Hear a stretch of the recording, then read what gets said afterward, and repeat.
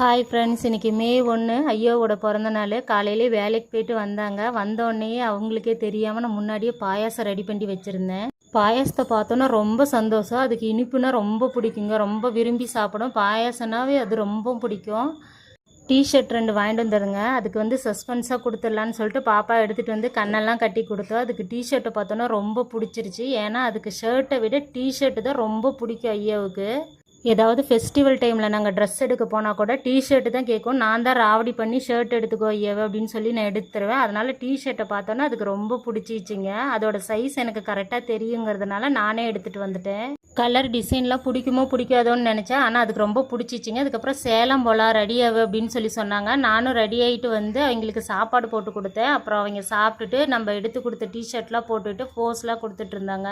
எவ்வளோ வித்தியாசமாக நின்று அவங்க பாருங்கள் அப்படியே ஸ்டைலாக அப்படியே சாருக்கு ரொம்ப சந்தோஷம். போஸ்லாம் பார்த்திங்கன்னா ரொம்ப பலமாக இருந்தது. அப்புறம் போஸ் கொடுத்துட்டு இருந்தாங்க. அப்புறம் ரொம்ப எனக்கு ஒரு ஷாக் கொடுத்துட்டாங்க. இன்றைக்கி நேராக கூட்டிகிட்டு போய் தையல் மிஷின் கடையில் உட்கார வச்சுட்டாங்கங்க. எனக்கு அவர் பிறந்த நாளைக்கு எனக்கு சர்ப்ரைஸாக தையல் மிஷின் வாங்கி தரேன்னு சொல்லி என்னை கூட்டிகிட்டு போயிட்டாங்க. எனக்கு என்ன பண்ணுறதுனே தெரியல. சரி வந்தவர்களும் லாபம்னு சொல்லி நான் வாங்கிக்கலான்ட்டு மிஷின் எல்லாம் பார்த்துட்டு இருந்தோம். அதுக்கப்புறமா எங்கள் பட்ஜெட்டுக்குள்ளே ஐயாவு வச்சுருந்த பட்ஜெட்டுக்குள்ளே என்ன எங்களுக்கு வருமோ அந்த மிஷின் ஒன்று பார்த்து எடுத்துட்டேங்க. அதுக்கப்புறம் அதுக்கு எப்படி நூல் போடணும், எப்படி தைக்கணும், ஏன்னா எனக்கு எதுவும் தெரியாது. அதனால் எப்படி போடணும் என்னன்னு அந்த கடைக்காரங்கெல்லாம் எனக்கு அப்படியே சொல்லி கொடுத்துட்டு இருந்தாங்க. அதுக்கப்புறம் பாருங்கள் மிஷினெல்லாம் வண்டியில் ஏற்றிட்டுருக்காங்க. கூடவே அப்படியே ஐயாவும் ஹெல்ப் பண்ணிவிட்டு அப்படியே வண்டியில் எல்லாத்தையும் பாருங்கள் ஏற்றி வச்சிட்டு இருந்தாங்க. அப்புறமா நாங்கள் சரி ஏதாவது சாப்பிட்டுட்டு போகலாம் அப்படின்னு சொல்லிட்டு பிள்ளைங்க கேட்டாங்க.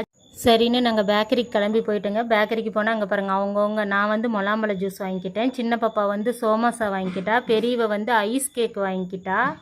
அம்முவும் முலாம்பழம் ஜூஸ் வாங்கிக்கிட்டாங்க. அப்புறம் ஐயாவும் ஐஸ் கேக் வாங்கிச்சு. அப்புறம் ஆளுக்கு அவங்கவுங்களுக்கு பிடிச்சதை ஆளுக்கு ஒன்று வாங்கி சாப்பிட்டுட்டு மறுபடியும் நாங்கள் வீட்டுக்கு வந்துட்டோங்க.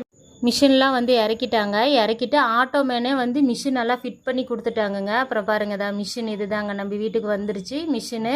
அதுக்கப்புறம் நாங்கள் வீட்டுக்கு மறுபடியும் டீ வச்சு எல்லாருமா சேர்ந்து பேசிக்கிட்டு அப்படியே டீ குடிச்சிட்டு இருந்தாங்க. இங்கே பாருங்கள் எல்லாம் ஒவ்வொருத்தராக எவ்வளோ கேஷுவலாக உட்காந்துட்டு எல்லாம் பேசிட்டு டீ குடிச்சிட்டு இருக்காங்க. ஆனால் இன்றைக்கி ஐயாவுக்கு கிடைச்ச கிஃப்ட்டை விட எனக்கு கிடைச்ச கிஃப்ட்டு தான் ரொம்ப பெருசு. இதேமாரி இன்னொரு வீடியோவில் பார்க்கலாம். பாய்.